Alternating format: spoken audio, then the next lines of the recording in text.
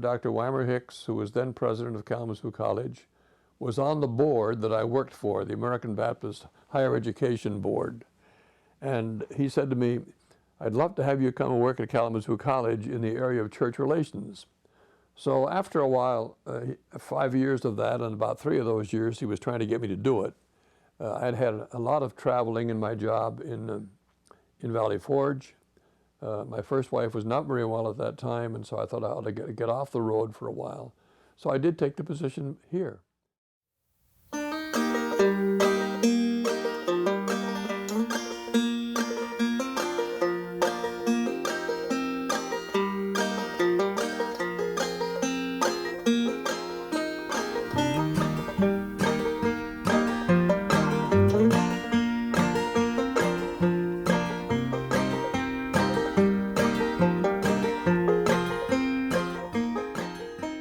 What I really enjoyed, when Weimer took me in, he said, "Now, this is your first job, but I want you to stay here, and I want to train you to be a college president." Well, I said, okay, it's nice. I didn't think I'd want to do that. Didn't have a PhD, didn't plan to have one. And I thought to myself, the kind of college I could have without having a PhD wouldn't be the kind I want to be president of. So I said, okay, that's nice. But because of that, you only do different things, and so I did. And when I came, Phil Thomas, who was still living and retired up north, it was in political science. And he said, I've been here 20 years, and I think you ought to plan to stay 20 years. The longest you've been any place else is 7 years at Illinois. I said, okay. I didn't think I'd stay that long.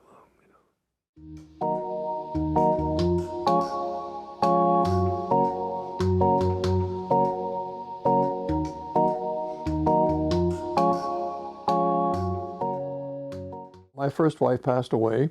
Her name was Jane, and she died about 2 years after we got here, which was a bad surprise, of course. And we were both 46.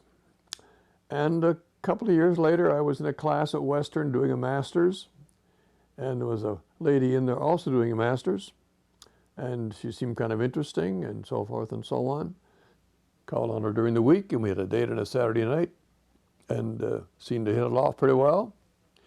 Anyway, we were married in 1971, and we merged 2 families. I had 2 daughters, Nancy and Diana, and she had Brian and Ross, 2 sons who were younger than the daughters, and we put the 2 families together, and it took some work, but it worked out very well, and we've had a very good relationship together. Yeah, my son Ross used to walk in here. He was a student, and most people, if their parents are in the school, don't want to be anywhere near them, but he came all the time and talked with the secretaries all the time. And Ross now lives in Florida, and going into politics right now. But he had a very great time at Kalamazoo College. He was typical in that he made the most of all the different aspects of the program, I think. But especially, when my first wife died, I thought, well, maybe this will be it. I've been here, a couple of years, maybe I'll stay a couple of years and leave. But then you meet somebody else and things change. And also, I really learned to love Kalamazoo. And of course, meeting Ione was part of it as well. And I had a lot of good friends here and still do.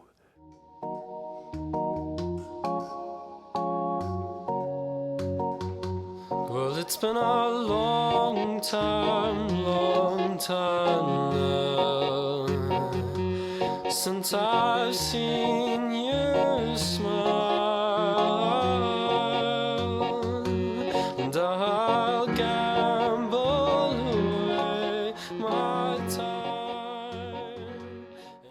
One thing, there were not many kids then who were gay, and they certainly weren't very many of them coming out. And more than one came and talked to me about their problem. And he said, my mother wants me home every weekend, and I don't want to go, and so forth and so on, and I want to stay here. And I said, well, start telling your mother you'll only come every other weekend. And it was nothing to do particularly with his being gay, I don't think, except I think he felt freer at the college, than at home. His mother probably didn't know maybe that he was gay, or he hadn't told her anyway. And I can remember that with him, and he came home then. Then he made a mistake. He put in the index that he was gay. This is like 1970 maybe, and asked other students to join him. They didn't. Now, I don't know how many gay kids there were around it. There certainly were some, would have been, but nobody did. And those who were not gay, of course, some of them gave him a hard time. Just about broke his heart. And he kept coming. He graduated. But that kind of thing stays with you. You remember that.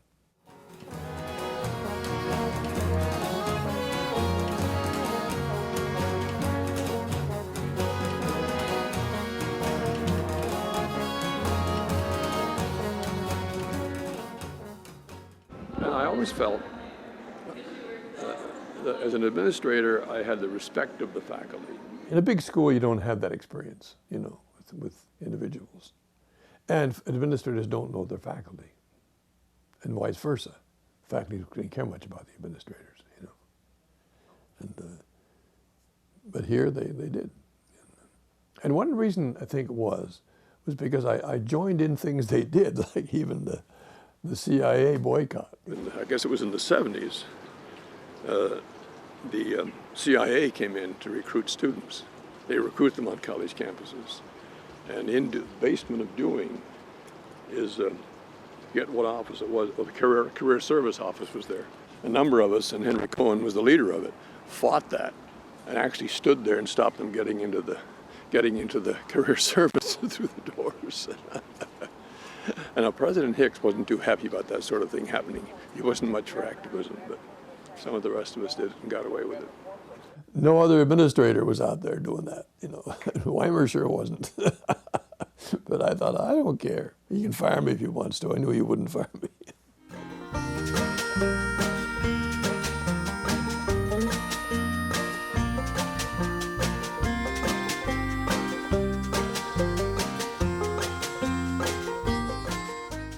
When I was living in Florida in retirement and coming up here occasionally in the summer, my old buddies who had retired said, "Oh, you must, when you get back, we can't wait to have you back in the Emeritus Club."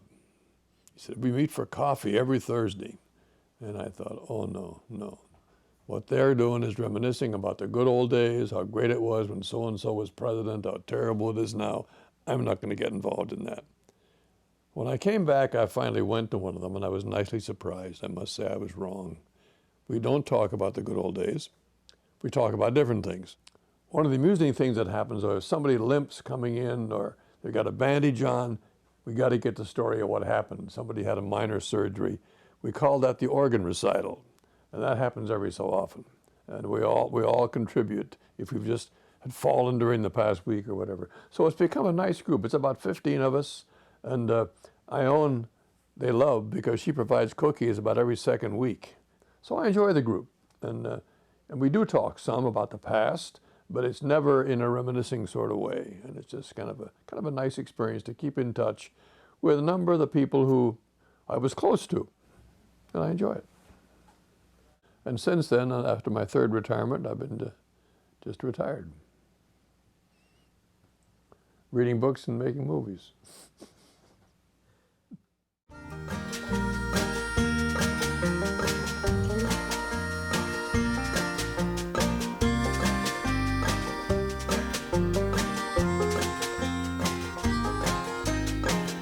Let's die in some dim town. My brown eyes wait to weigh us down. The candles round the tub will drown in our afternoons. Oh yeah, and my son Ross laughs about the fact that he avoided two things for 4 years while he was at K College: the football stadium and the chapel. He thought that was pretty funny. I wasn't quite sure whether it was or not at that time.